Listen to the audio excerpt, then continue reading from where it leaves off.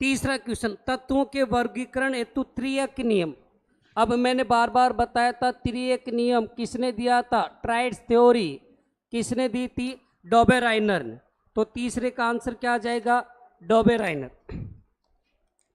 Fourth question, इनमें से तत्वों का एलिमेंट का डोबेराइनर के त्रियक नियम का पालन करता है। मतलब एग्जाम्पल दिए हुए हैं, कौन सा उनके एग्जाम्पल में आता है। तो आपको तीनों लिखवाए थे, देखो कैल्शियम, स्ट्रोंशियम, बेरियम लिखवाया था कि नहीं लिखवाया था। इसके अलावा लिथियम, सोडियम, पोटेशियम ये भी लिखवाया था। क्लोरीन, ब्रोमीन और आयोडीन ये भी लिखवाया था। तीनों के तीनों ट्राइड्स में आते हैं। तो इसका आंसर भी क्या आएगा, D, all of these. Fifth question, अब इसमें भी थोड़ा सा अलग था, इनमें से कौन सा एक डोबेराइनर के समूह में नहीं आता है। अब ये थोड़ा 11th-12th लेवल के हिसाब से दे दिया, क्योंकि अप टू 10th में देखा जाए तो तीन ही दे रखे हैं, तीन ही समूह, तीन ही ग्रुप दे रखे हैं। एक कैल्शियम, स्ट्रोंशियम, बेरियम वाला, लिथियम वाला और क्लोरीन वाला। लेकिन अब इसमें दो और दिए हैं, सी और डी में। तो इसका राइट आंसर क्या आएगा, सी वाला। मतलब ये इसका पालन नहीं करता। कौन सा आएगा फिफ्थ में, सी। 6 नंबर, इनमें विचार करना है। जर्मन रसायन डोबेराइनर ने तत्वों के वर्गीकरण हेतु त्रियक नियम दिया, ये सही है। ट्राइस थ्योरी किसने दी थी, डोबेराइनर ने। बी वाला देखो, त्रियक तत्वों में बीच वाले तत्व का द्रव्यमान शेष दो तत्वों के परमाणु द्रव्यमान के योग के बराबर होता है। क्या पहले और तीसरे तत्व के जो मास द्रव्यमान निकलेगा उसके योग के बराबर का होगा क्या बीच वाला तत्व, या उसका एवरेज औसत वाले के बराबर होगा। तो इसका मतलब दूसरा क्या है, गलत। तो इसका आंसर क्या आएगा, केवल एक। 7 नंबर, तत्वों का एलिमेंट का सबसे पहले वर्गीकरण किसने किया था, डोबेराइनर ने, जिसने क्या दी थी, ट्राइस थ्योरी। तत्वों के वर्गीकरण संबंधित अष्टक नियम, ऑक्टेव रूल किसने दिया था, न्यूलैंड ने दिया था। यदि तत्वों को उनके बढ़ते परमाणु द्रव्यमान एटॉमिक मास के आधार पर समायोजित किया जाए तो किसी भी तत्व से प्रारंभ करने पर 8वें तत्व का गुण प्रत्येक 8वें एलिमेंट का गुण समान रहेगा। ये किसने बताया था, न्यूलैंड ने। किसने बताया था, न्यूलैंड का अष्टक नियम। तो 9th में क्या आ जाएगा, बी। फिर 10 में बताना है कि विचार करना है कौन सा सही है। पहला है, न्यूलैंड ने अष्टक नियम में कई अज्ञात तत्वों के स्थान रिक्त रखे थे, ये सही था क्या। न्यूलैंड ने कोई भी जगह खाली नहीं छोड़ी थी। किसने छोड़ी थी, मैंडलिप ने। तो पहला तो क्या है, गलत। दूसरा, न्यूलैंड का अनुमान था कि प्रकृति में केवल 56 तत्व ही हैं और भविष्य में और तत्व नहीं मिलेंगे, ये बात सही है। क्योंकि न्यूलैंड ओवर कॉन्फिडेंस था, उन्होंने बोला था कि 56 तत्व हैं, इसके आगे नहीं मिलेंगे, यही आपको याद करना है। तो सिर्फ कौन सा सही आएगा, सेकंड नंबर। तो 10 का आंसर क्या आएगा, बी, केवल 2। 11वां नंबर देखो, एक्स वाई जेड त्रिक। देखो एक्स वाई जेड तीन दे दिए, किसके हिसाब से, ट्राइड्स थ्योरी के हिसाब से, त्रियक नियम के हिसाब से। अब त्रियक नियम में अपन जानते हैं कि इन दोनों का जो द्रव्यमान आएगा मास, उसका क्या निकालना आपको, एवरेज। क्या निकालना है, औसत। अब देखो x का मान कितना दे रखा है, 8, और z का मान कितना दे रखा है, 10। तो 10 और 8 18, 18 का एवरेज निकालेंगे तो कितना आएगा, 9। तो y की वैल्यू क्या आएगी, 9। तो 11वें का आंसर क्या आएगा, बी, 9। 12वां नंबर, m तथा n समान गुण वाले दो तत्व हैं। दो एलिमेंट दे रखे, दोनों क्या है, इक्वल प्रॉपर्टीज है, जो अष्टक नियम का पालन करते हैं। तो इनके बीच में कुल तत्वों की संख्या कितनी होगी। तो मैंने बोला था प्रत्येक 8वें तत्व का गुण हमेशा क्या रहेगा, एक समान। मतलब 1 2 3 4 5 6 7 और 8, प्रत्येक 8वें तत्व का गुण क्या रहता है, एक समान। तो एक चीज बताओ, यदि ये m है और ये क्या है, n है, तो इनके बीच में कितने हो गए, कितने रहे, 6। तो इनके बीच में कुल तत्वों की संख्या क्या रहेगी, 6। 13वें नंबर का क्वेश्चन, डोबेराइनर का त्रियक नियम यानी कि ट्राइस थ्योरी तथा न्यूलैंड का अष्टक नियम यानी कि ऑक्टेव सिद्धांत तत्व के परमाणु द्रव्यमान और उनके गुणों के बीच एक प्रकार का संबंध स्थापित करता है, सही है। क्योंकि उन्होंने परमाणु भार के आधार पर, एटॉमिक मास वगैरह के आधार पर सजाया था। दूसरा नियम, त्रियक नियम और अष्टक नियम के आधार पर संपूर्ण तत्वों का वर्गीकरण संभव नहीं है। ये भी क्या है, सही है। तो इसमें क्या आएगा, 1 और 2 दोनों, क्योंकि अपन इनके आधार पर पूरे तत्वों को सजा सकते हैं क्या, नहीं सजा सकते। 14 नंबर, तत्व के भौतिक और रासायनिक गुण उसके परमाणु द्रव्यमानों के आवर्त फलन होते हैं। ठीक है, तत्वों के वर्गीकरण क्लासिफिकेशन है, तो ये नियम किसने दिया था, ये आपको अलग याद रखना था। ये चीज किसने बताई थी, मेंडलीफ ने। किसने बताई थी, मेंडलीफ। ये नहीं लिखवाया था। अब देखो, ये चीज दे दिया 15 के अंदर। यदि आपको 14 नहीं आ रहा था, देखो 15 में खुद ही दे दिया कि मेंडलीफ के आवर्त नियम के अनुसार तत्वों के गुण के आवर्ती फलन। अब आया कि नहीं आया, यदि 14 नहीं आ रहा था, 15 आप पढ़ते तो खुद ही समझ जाते कि आवर्त फलन किसने बताया था, मेंडलीफ ने। तो 14 का आंसर क्या हो जाता आपका, मेंडलीफ। अब इसका क्या आएगा, आवर्त फलन किसके रहेगा, द्रव्यमान भार के, किसके होते हैं, वेट के। आवर्त सारणी का जनक, पीरियोडिक टेबल का जनक कौन है, इसमें भी कई गलत करके आए हैं। कोई नील्स बोर कर रहा है, कोई बर्जीलियस कर रहा है, बहुत बार बताया कि कौन है, मेंडलीफ। फिर 17 में निम्न कथनों पर क्या करो, विचार करो। आवर्त सारणी का निर्माण सर्वप्रथम मेंडलीफ ने किया था, सही है। पीरियोडिक टेबल सबसे पहले किसने बनाई थी, मेंडलीफ ने। दूसरा क्वेश्चन देखो, मॉडर्न पीरियोडिक टेबल आधुनिक आवर्त सारणी मेंडलीफ के आवर्त सारणी का ही संशोधित रूप है। ये भी सही है, क्योंकि उसने कुछ चीजें ही ऐड की थी, तो इसका मतलब दोनों सही है। तो 17 में भी आंसर क्या आएगा, सी 1 और 2।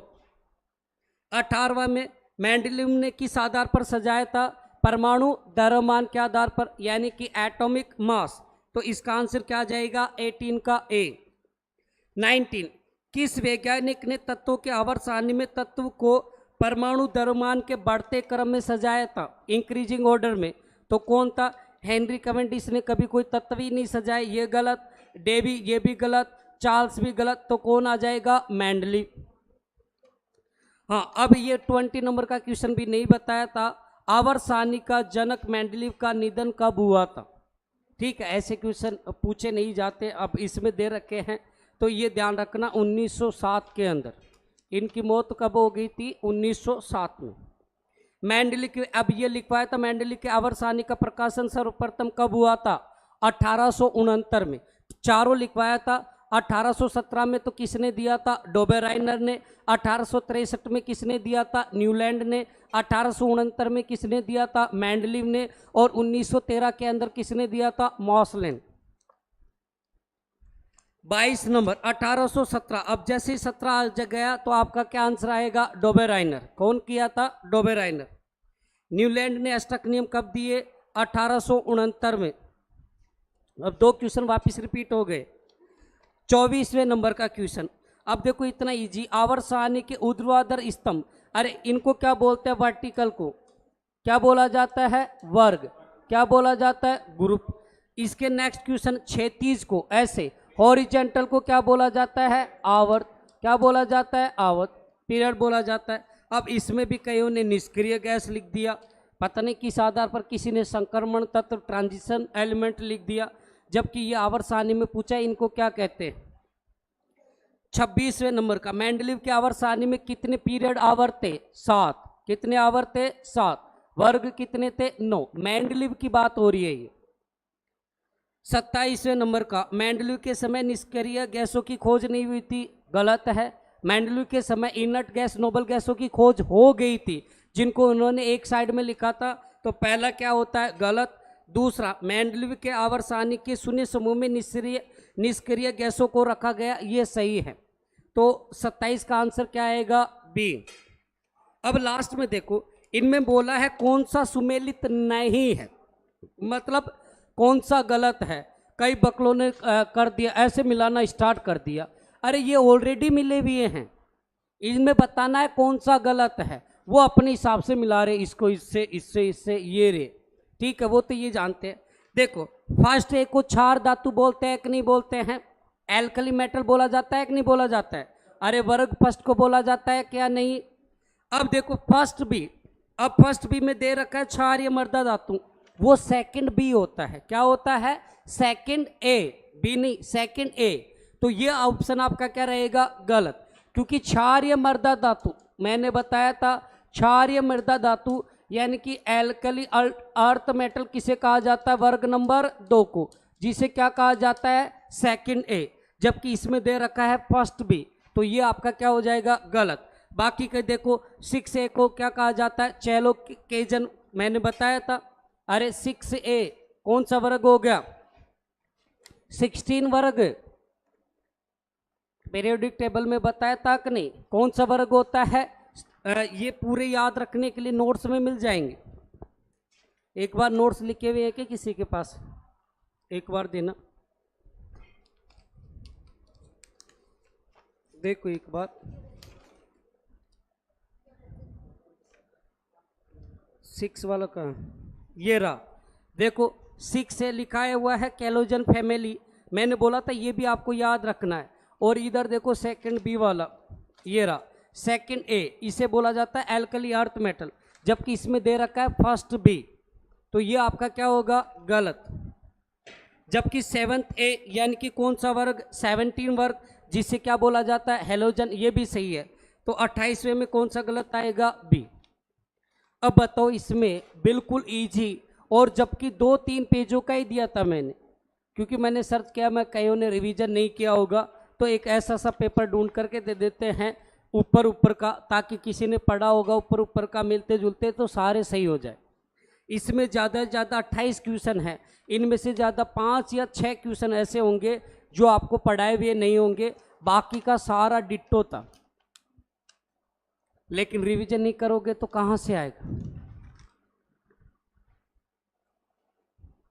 समझ गए सभी? अब ध्यान रखना है, नेक्स्ट आपके जो टेस्ट होगा वो इसी टॉपिक का होगा जो करंट में चल रहा है। कौन सा? केमिकल रिएक्शन एंड इक्वेशन, रासायनिक समीकरण और अभिक्रिया वाला। अब कईयों की ये दिक्कत है, इंग्लिश मीडियम के कितने, थोड़ी बस मेहनत करनी पड़ेगी, एक प्रिंट आउट निकाल के थोड़ा वर्ड मीनिंग जितना हो सके इंग्लिश में ट्रांसलेट करके, फिर क्योंकि देखो मेन चीज़ ये होता है कि अब ऐसा तो है नहीं कि मैं पहले इंग्लिश के अंदर फिर हिंदी के अंदर पेपर बनाना टाइम लगता है, तो मैं कोशिश करूँगा कि पेपर जिसमें टर्म्स आपके थोड़े इंग्लिश के भी यूज कर लिए जाए, ताकि आपको समझ में आ जाए कि क्या क्वेश्चन है, क्या करना। ठीक है, और अच्छे से रिवीजन कर लेना, क्योंकि ये अभी पहला टेस्ट है, किसी के भी 1-2 के 10, 11, 12 नंबर आए हैं, कई आधों ने तो दिया नहीं है, तो अच्छे से रिवीजन कर लेना। समझ गए सभी? अब कहाँ तक करवा दिया था? रेडॉक्स तक हो गया ना? अब देखो, अब पढ़ेंगे अपन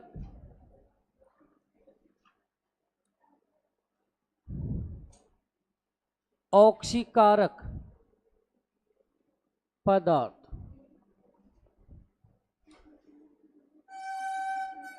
ऑक्सीडाइजिंग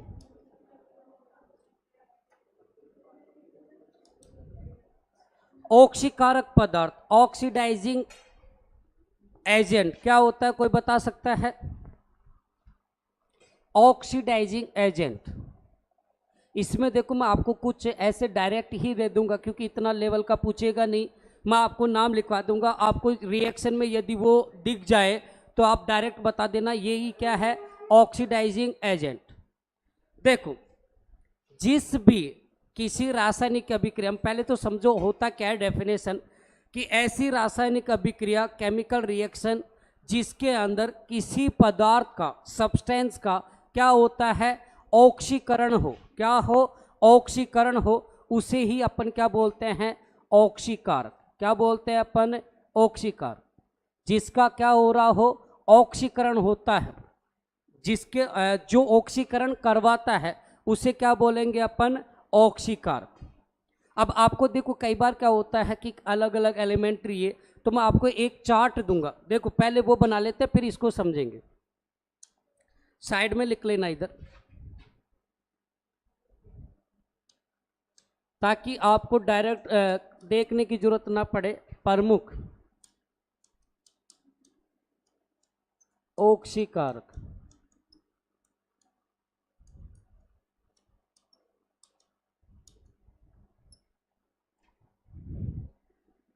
इसमें लिख लेना एग्जाम्पल के लिए, जैसे ऑक्सीजन, जहां आपको क्या दिख जाए, ऑक्सीजन दिख जाए, आपको ओजोन दिख जाए,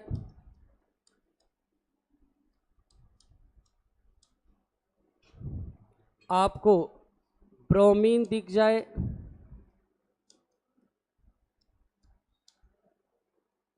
आपको क्लोरीन दिख जाए। अरे बातें नहीं करनी है।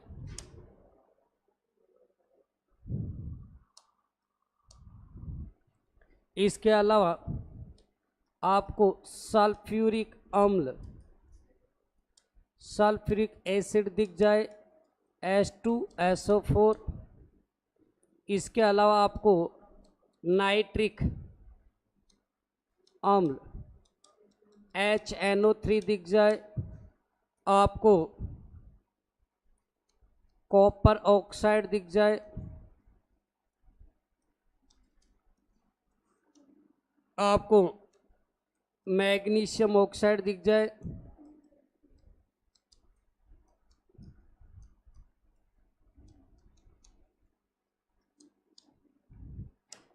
इसके अलावा और लिख लो, मैन में जो एग्जाम में पूछे जाते हैं मैं लगभग सारे लिखवा रहा हूं। इसके अलावा और एक और लिख लो, पोटेशियम पर मैग्नेट, KMnO। ये जब भी दिख जाए तुरंत लगा देना कि ये क्या है, ऑक्सीकारक पदार्थ, ऑक्सीडाइजिंग एजेंट, जो किसी दूसरे पदार्थ का क्या कर देते हैं, ऑक्सीकरण कर देते हैं। क्या कर देते हैं, ऑक्सीकरण कर देते हैं, ऑक्सीडेशन कर देते हैं। उन्हें अपन क्या कहते हैं, ऑक्सीकारक पदार्थ। अब इसमें कभी दिक्कत आएगी क्या, बस ये एग्जाम्पल याद रख लेना, ये ही देंगे। जैसे एग्जाम्पल लेंगे, जैसे मैं एक एग्जाम्पल देता हूं,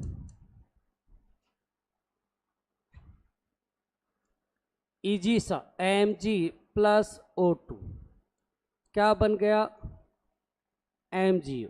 बैलेंस करेंगे, इधर लगा दिया 2 और इधर लगा दिया 2। अब देखो इधर किसका ऑक्सीकरण हो रहा है, पहले तो देखो ऑक्सीकरण किसका हो रहा है,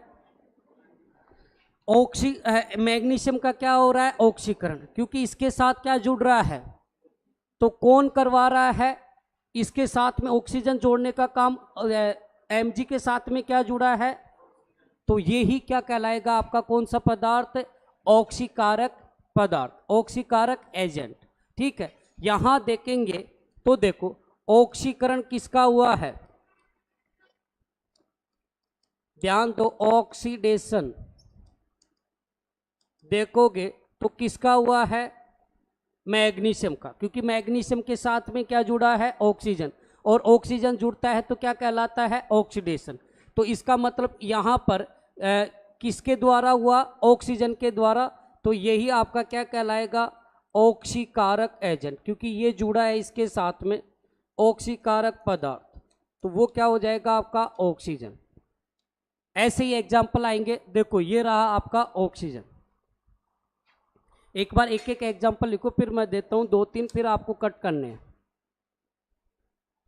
पहले थ्योरी लिखो, सिंपल सी थ्योरी लिखेंगे इसमें, जो दूसरे पदार्थों, सब्सटेंस का ऑक्सीकरण करे,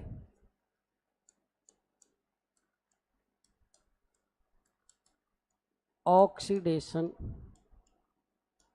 करे, उसे क्या कहेंगे अपन, ऑक्सीकारक पदार्थ।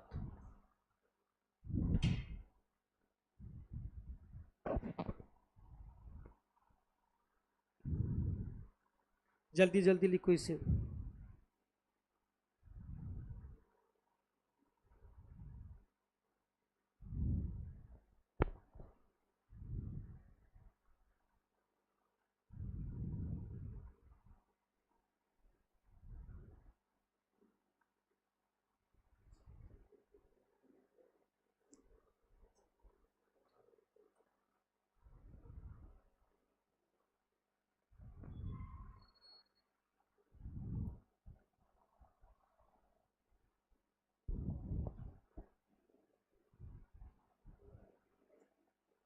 बस आपको क्या करना है, ये जो मैंने लिखवाए है ये याद करके चलना। बस आपको कुछ देखने की ज़रूरत नहीं है, डायरेक्ट लगा देना ऑप्शन में कि ऑक्सीकारक एजेंट कौन सा है, तो आपको ऑप्शन में देख लेना है। ऑक्सीजन कहीं दिखे, ओजोन दिख जाए, ब्रोमीन दिख जाए, क्लोरीन दिख जाए, सल्फ्यूरिक एसिड, नाइट्रिक अम्ल, कॉपर ऑक्साइड, मैग्नीशियम ऑक्साइड और पोटेशियम परमैंगनेट। फॉर्मूले लिखने हैं मैन तो, क्योंकि रिएक्शन में ये लिखे भी आएंगे।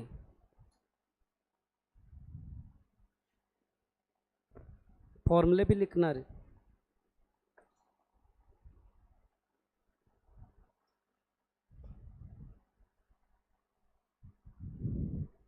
यहाँ ऑक्सीकरण किसका हो गया है, मैग्नीशियम। पूरा लिखना चाहो तो मैग्नीशियम ऑक्साइड बन गया। ऑक्सीकरण होकर के क्या बना है, मैग्नीशियम ऑक्साइड। किसने करवाया है, ऑक्सीजन। अब इसका जस्ट अपोजिट कौन सा हो जाएगा, रेड्यूसिंग एजेंट, यानी कि अवकारक।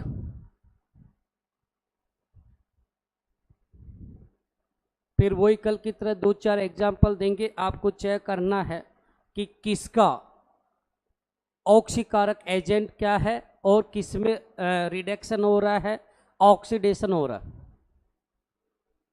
मिटा दिया जाए, मिटा दिया जाए क्या,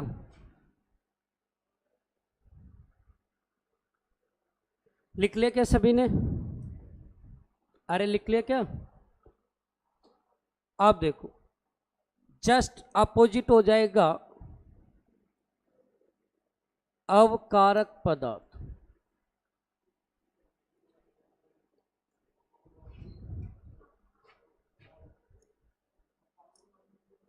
रेड्यूसिंग एजेंट।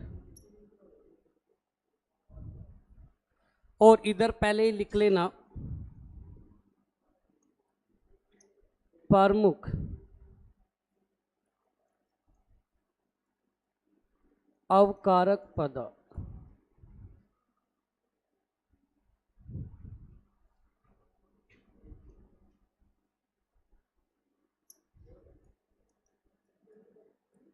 Reducing agent. अब कौन कौन से होते हैं मैन, लिखो सभी साथ के साथ लिख लो एक बार। जैसे एक तो आपको कहीं दिख जाए हाइड्रोजन, क्या दिख जाए, हाइड्रोजन। इसके अलावा और कार्बन, इसके अलावा कार्बन मोनोऑक्साइड,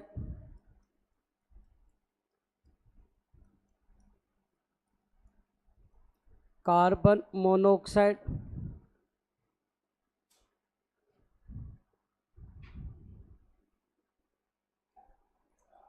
हाइड्रोजन सल्फाइड,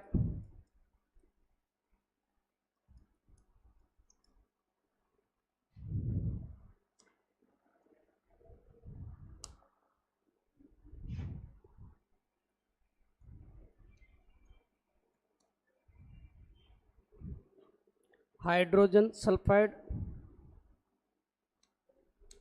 जैसे लेड सल्फाइड,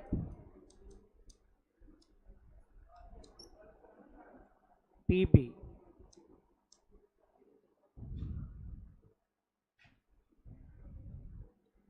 और हाइड्रोजन ब्रोमाइड,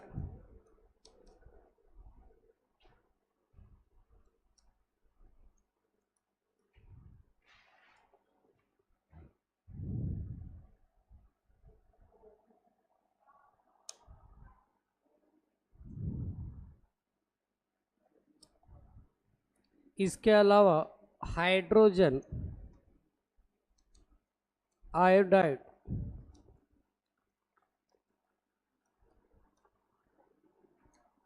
सल्फर डाइऑक्साइड,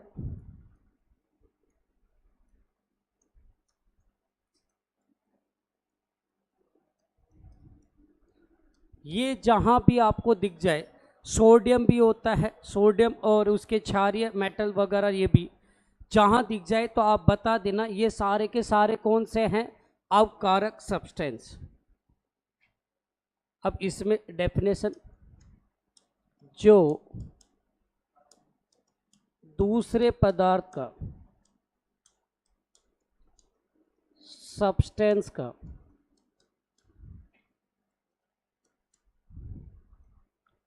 क्या कर दे? अवकरण, रिडक्शन कर दे।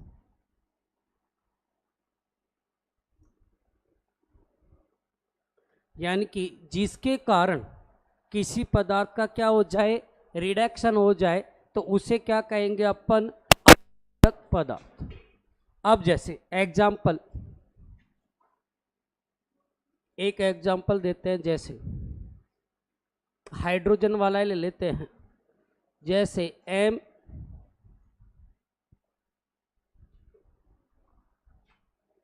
कॉपर ऑक्साइड, साथ में हाइड्रोजन गैस हो, तो कॉपर प्लस H2,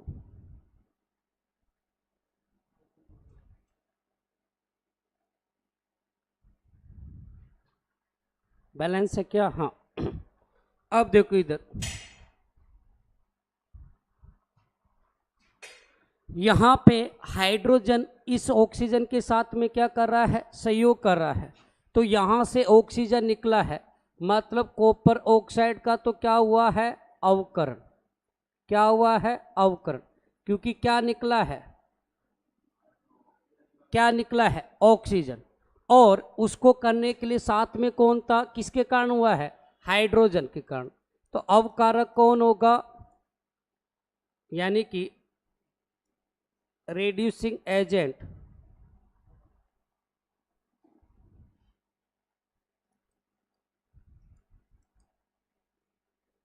हाइड्रोजन। अब एक बार ये लिखो, दो तीन और एग्जांपल से प्रैक्टिस करते हैं, फिर इस चैप्टर को ख़त्म भी करना है आज। अभी एक और चीज़ पढ़ाना बाकी है, क्योंकि वो भी कई बार पूछ लिया जाता है, ऑक्सीकरण संख्या निकालना।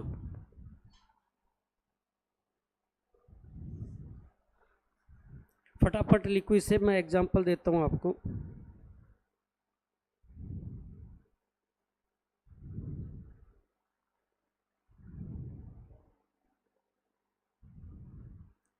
ऑक्सीडाइजिंग,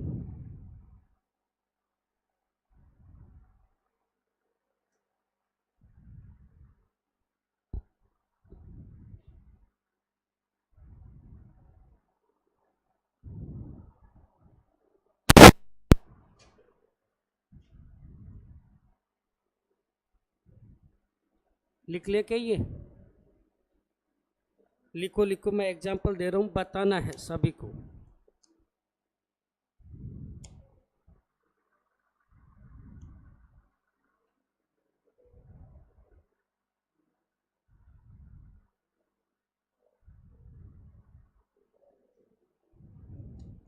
आप तो बस डायरेक्ट बता देना इनमें ऑक्सीडाइजिंग एजेंट कौन सा है, रेड्यूसिंग एजेंट कौन सा है। जैसे NH3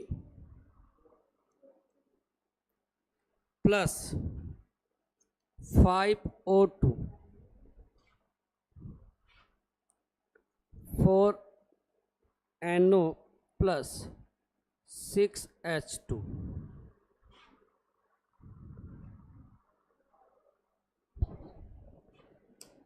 ये लिख लिया क्या ऊपर वाला?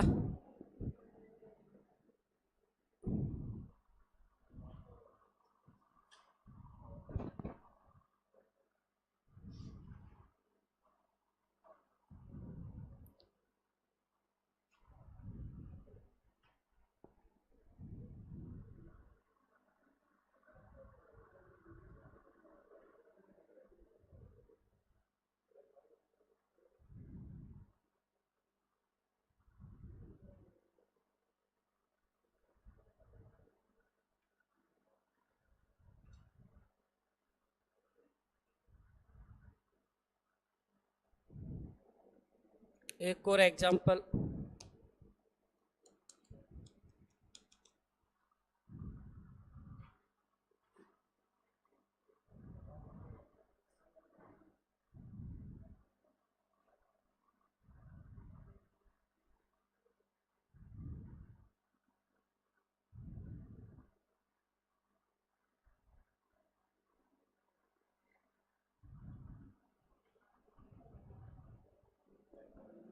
HCl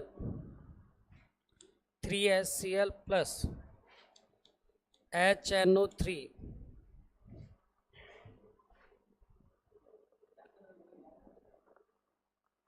Cl2 plus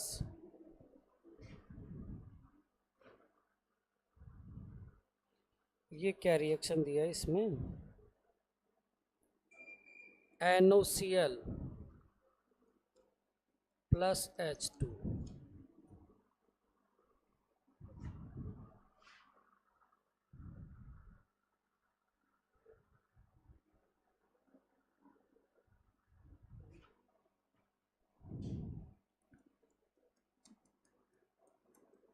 Fe2O3 plus 3 carbon monoxide 2Fe plus 3CO2।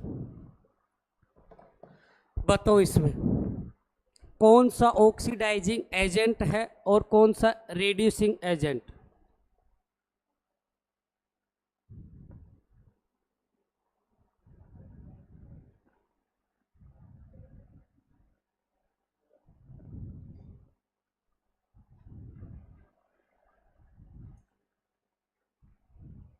पहले में कौन होगा ऑक्सीडाइजिंग या रिड्यूसिंग एजेंट। ऑक्सीजन क्या होगा, अरे क्या होगा, ऑक्सीकारक, ठीक है, ऑक्सीडाइज। क्यों होगा, क्योंकि यहां देखो इसके द्वारा यहां पर हाइड्रोजन क्या हो गया है, नाइट्रोजन से हाइड्रोजन निकल गया, और हाइड्रोजन का निकलना क्या कहलाता है, अरे हाइड्रोजन का निकलना ऑक्सीडेशन किसके द्वारा हुआ है, ये क्या हो गया, ये कैसे हो गया रे, चल गया। दूसरे में क्या आएगा, वैसे भी देख सकते हो यहाँ ऑक्सीजन, ऑक्सीजन आते ही समझ जाना क्या होता है, ये ऑक्सीडाइजिंग एजेंट। यहां पर देखो ये क्या है, HNO3 नाइट्रिक एसिड, तो ये किसका काम करता है, ऑक्सीडाइजिंग एजेंट का। यहां पर क्या दे रखा है, कार्बन मोनोऑक्साइड, ये क्या होता है, रेड्यूसिंग एजेंट। समझ गए। तो आपको सीधा सा ट्रिक से कर लेना, याद कर लेना जो मैंने लिखवाया है। देखो ये रहा कार्बन मोनोऑक्साइड क्या होता है, रिड्यूसिंग, तो ये होगा ऑक्सीडाइजिंग एजेंट और ये होगा रिड्यूसिंग एजेंट। लिखो इसे फटाफट। अब एक लास्ट चीज है वो भी आज कर लेते हैं, बहुत टाइम हो गया टॉपिक को चलते हुए, फटाफट लिख लो इसको। क्या हो गया, देखो एक नॉर्मल चीज तो बेसिक, ये वाली चीजें आपको ध्यान रखना, बाकी का देखो नॉर्मल से अपन बेसिक वैसे भी जानते हैं कि जिसका मतलब जिससे रिडक्शन हो रहा है, ऑक्सीडेशन जिसके द्वारा होता है उसको क्या बोला जाता है, डेफिनेशन में पता है ऑक्सीडाइजिंग एजेंट। जिसके कारण क्या होता है, ऑक्सीकरण, उसे क्या बोल दिया जाता है, ऑक्सीकारक एजेंट। अब देखो अपन ने कई बार क्या होता है कि यहाँ पर जैसे एक जो आपने 9th-10th में भी पढ़ा होगा देसी तरीका कि यहाँ पर हाइड्रोजन निकला है, तो हाइड्रोजन यहाँ निकला है तो यहाँ क्या हुआ है, ऑक्सीकरण हुआ है, तो किसका हुआ है, नाइट्रोजन का, तो इसको क्या बोल दिया जाता है, अवकारक पदार्थ।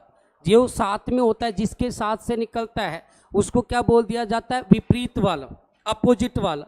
अरे देखो यहाँ पर हाइड्रोजन क्या हुआ है, नाइट्रोजन के साथ में हाइड्रोजन निकला है, तो ऑक्सीकरण हुआ है तो किसके साथ निकला है, नाइट्रोजन से, तो इसे उल्टा वाला बोल दिया जाता है, क्या बोल दिया जाता है, अवकारक। क्या बोल दिया जाता है, अवकारक। जबकि इसको करवाने किसके कारण हुआ है, ऑक्सीकरण के कारण, तो इसे क्या बोल दिया जाता है, ऑक्सीकारक। जैसे अब यहां पर देखो, यहां पर देखो सभी ध्यान दो इधर, यहां आयरन के साथ में यहां पर क्या निकल गया है, ऑक्सीजन, तो ये क्या हो गया यहां, अरे ध्यान दो, इसे क्या बोलते हैं अपन, ऑक्सीकरण, ऑक्सीडेशन, क्योंकि फेरस से क्या निकल गया है, क्या निकला है, ऑक्सीजन। तो इसका मतलब जिसके साथ में, किसके साथ में था ये, फेरस के साथ में, तो इसको अपन क्या बोल सकते हैं, अब इसका अपोजिट, ऑक्सीकरण हुआ है तो इसको अपन बोल सकते हैं क्या, ऑक्सीजन का निकलना, अरे रिडक्शन, क्या हुआ है, रिडक्शन। ऑक्सीजन का निकलना क्या कहलाता है, अवकरण। तो सीधी सी बात में ये बोल देता है किसका हुआ है, फेरस का, तो ये आपका क्या कहलाएगा, फिर इसको बोल देंगे इसका अपोजिट, रिडक्शन का, रिडक्शन जिसका हो रहा है उसको अपन क्या बोल देंगे, ऑक्सीडाइजिंग एजेंट। क्या बोल दिया जाता है, ऑक्सीडाइजिंग एजेंट। ठीक है, ये तरीका होता था जब 9th-10th में अपन पढ़ते थे, ठीक है। लेकिन कंपटीशन के अंदर आपको सीधे सीधे ये ऑप्शन में ये वाले मिलते हैं, तो आपको ये चार्ट याद रखना है, सीधे ऑप्शन में पूछा जाए यहाँ पर ऑक्सीकारक एजेंट कौन है तो आप बता सकते हो।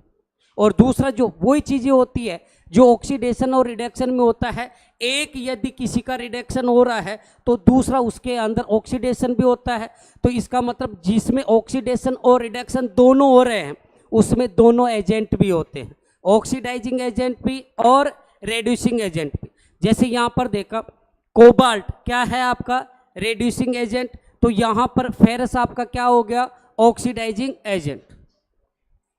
ठीक है, तो ये भी चीज आप याद रख लेना। अब इसमें भी देख लेते हैं, अब इसमें फिर आपको वही चीज कल की याद रहेगा क्या, यहां पर नेगेटिव एलिमेंट घट रहे हैं या बढ़ रहे हैं,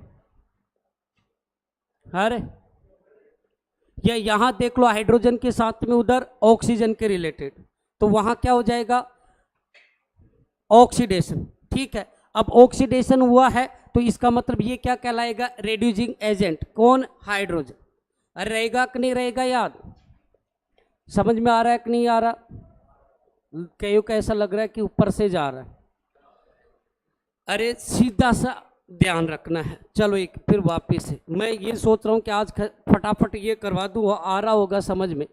देखो नॉर्मल वाला एग्जाम्पल लेते हैं वापिस, पहले वाला Mg+O2, तो क्या बना 2MgO, ये बना कि नहीं बना। अब देखो इसमें तो क्या था, मैग्नीशियम के साथ में क्या जुड़ रहा है, ऑक्सीजन, तो इसका मतलब यहाँ क्या हो रहा है, ऑक्सीकरण। क्या हो रहा है, ऑक्सीकरण। ठीक है, अब ऑक्सीकरण हो रहा है, अब इसके साथ में कोई और एलिमेंट होता तो वो आपका क्या कहलाता, अवकारक। क्या कहलाता, अवकारक। ठीक है, वो क्या कहलाता, अवकारक, अपोजिट वाला एजेंट कहलाता कि ये एजेंट है, लेकिन इसमें कोई है नहीं, तो ये तो हो गया ऑक्सीकरण, ऑक्सीडेशन। तो जो बच गया किसके द्वारा हो रहा है, ऑक्सीजन के द्वारा, और ऑक्सीजन अपन जानते हैं क्या होता है, ऑक्सीकारक एजेंट। क्या होता है, ऑक्सीकारक एजेंट। ठीक है, अब ये ऊपर वाला लेता हूं मैं एक बार वापस, अब एक बार समझना एक ही एग्जांपल से। अब इसमें आओ, सभी में ये नियम लगेगा। अब इधर वाले में देखो,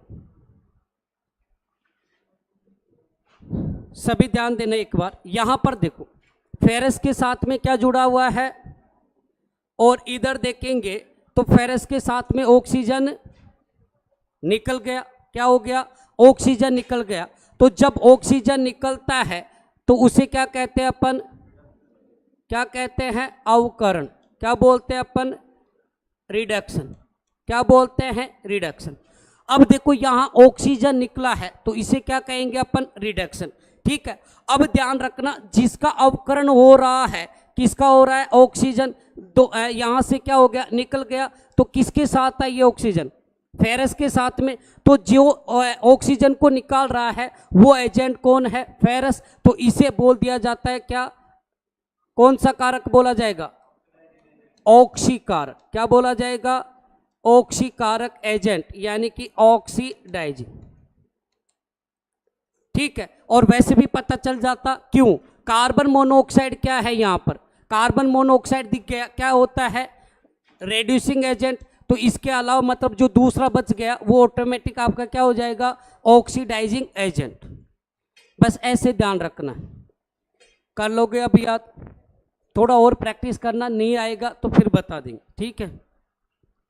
क्योंकि अभी केमिस्ट्री बहुत बाकी बची है। अब फटाफट ऑक्सीकरण संख्या निकालना में सीखो। कितने लोगों को आता है ये निकालना? ऑक्सीडेशन नंबर, ऑक्सीकरण संख्या निकालना आता है क्या? थोड़ा बहुत। देखो इसमें कुछ नियम होते हैं, बस वो नियम याद रखने होते हैं, आप निकाल सकते हो, ठीक है?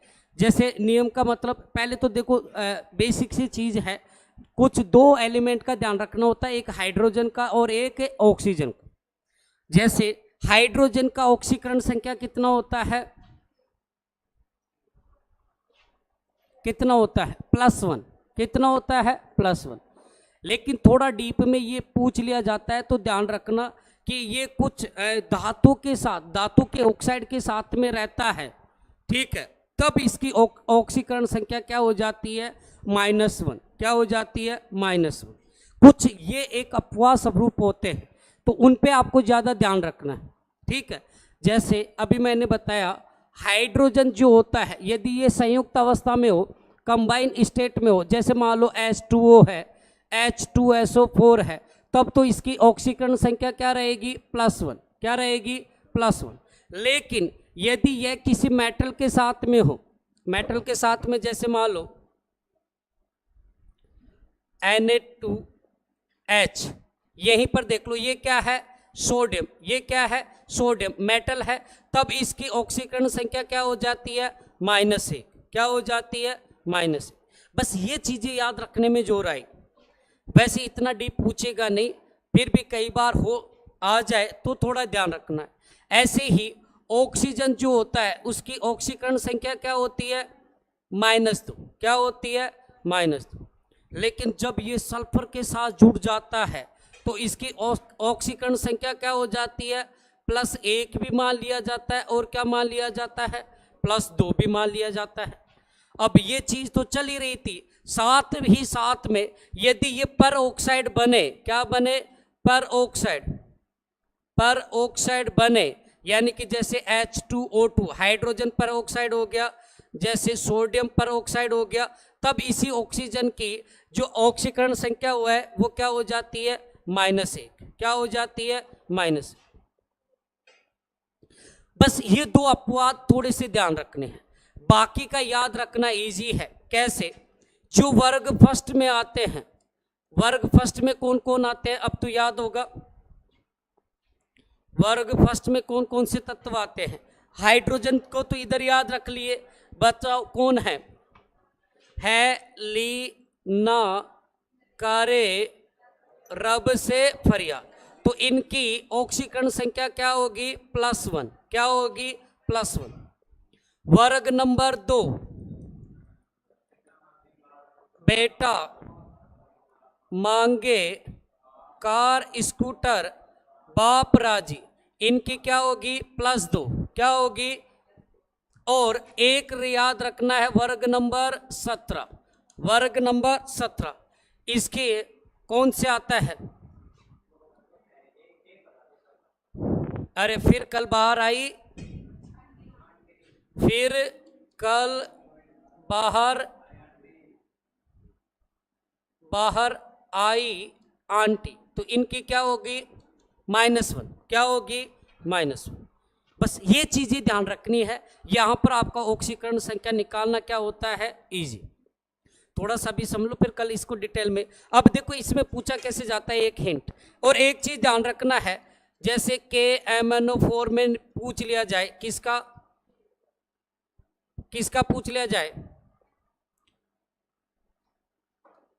KMnO4 में M की ऑक्सीकरण संख्या निकालनी हो, अच्छा मैंने कैपिटल लिख दिया क्या, निकाल सकते हो।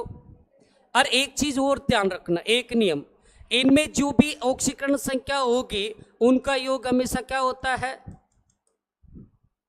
अरे किसी यौगिक कंपाउंड के अंदर सभी ऑक्सीकरण संख्याओं का योग हमेशा 0, इनका योग करेंगे किसके बराबर होता है, तभी तो निकाल सकते हैं, हमेशा योग क्या मानेंगे 0। हाँ ये बोल सकते हो कि ऑक्सीकरण संख्या 0 भी हो सकती है, पॉजिटिव भी हो सकती है और नेगेटिव। तो यहां पर मान लो अब मैग्नीज का निकालना हो, निकाल सकते हो क्या, जैसे पोटेशियम पर कितना होता है, अरे ये अभी याद करवाया पोटेशियम का कितना होता है, तो इसकी जगह तो क्या लिख दिए 1 प्लस मैग्नीज का निकालना, इसका क्या मान लो x, ऑक्सीजन पे क्या होता है अभी बताया था -2, लेकिन कितने हैं 4, बराबर में योग कितना होना चाहिए 0, कितना होना चाहिए 0। अब करो solve, 1 plus x plus -8 equal to क्या हो जाएगा 0, तो कितना हो गया 1 प्लस एक्स -8 बराबर 0, तो x इक्वल टू क्या हो गया 7, कितना आ जाएगा 7, तो मैग्नीज का ऑक्सीकरण संख्या कितनी आ जाएगी 7। ठीक है, बस ये चीजें बची है जो अपन कब क्लियर करेंगे, कल। अब थोड़ा स्पीड बढ़ाएंगे हर चीज में।